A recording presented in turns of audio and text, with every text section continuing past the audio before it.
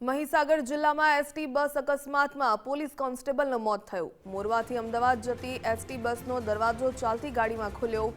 વાંકણીથી ગોધરા જતા માર્ગે વળાંકમાં પૂર ઝડપે જે બસ ચાલી રહી હતી ત્યારે મુસાફર દરવાજાની સાથે ભટકાઈને બસમાંથી બહાર ફંગોળાયો। અમદાવાદના 40 વર્ષીય કોન્સ્ટેબલ રામસિંહભાઈ ભેદીનું મોત થયું। હોસ્પિટલમાં લઈ જતા ડોક્ટરોએ તેમને મૃત જાહેર કર્યા। સંતરામપુર પોલીસે બસ ડ્રાઈવર કંડક્ટર વિરુદ્ધ બેદરકારીની ફરિયાદ નોંધી।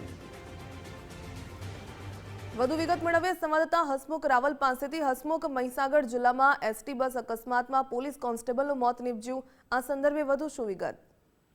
જી ચોક્કસથી જે રીતે વાત કરવામાં આવે તો જે મોરવાથી અમદાવાદ જતી એસટી બસ હતી, એસટી બસનો જે દરવાજો છે ચાલુ ગાડીએ ખુલી જતા જે મુસાફર હતો તે ફગોળાયો હતો અને વાકડીથી ગોધર તરફનો જે માર્ગ છે તે માર્ગ ઉપર વળાંકમાં પૂર ઝડપે જે એસટી બસનો દરવાજો ખુલી જતા મુસાફર નીચે પટકાતા ઈજાઓ પહોંચી હતી। ઈજાઓ પહોંચતા તેમને હોસ્પિટલ ખાતે ખસેડવામાં આવ્યા હતા, પરંતુ હોસ્પિટલ ખાતે તેમને ડોક્ટરે મૃત જાહેર કર્યા હતા। ત્યારે સંતરામપુર પોલીસ મથકે આ બેદરકારી દાખવવા બદલ આ એસટી બસના ડ્રાઈવરને અને કંડક્ટર વિરુદ્ધ ફરિયાદ નોંધવામાં આવી છે। ત્યારે જે એસટી બસની અંદર આજે સવાર કરી રહ્યા હતા મુસાફર, તે જે અમદાવાદ જિલ્લામાં પોલીસ કોન્સ્ટેબલ તરીકે ફરજ બજાવતા હતા 40 વર્ષીય રામસિંહભાઈનું જે આ મોત નીપજ્યું છે તેને લઈને સંતરામપુર પોલીસે ફરિયાદ નોંધી છે।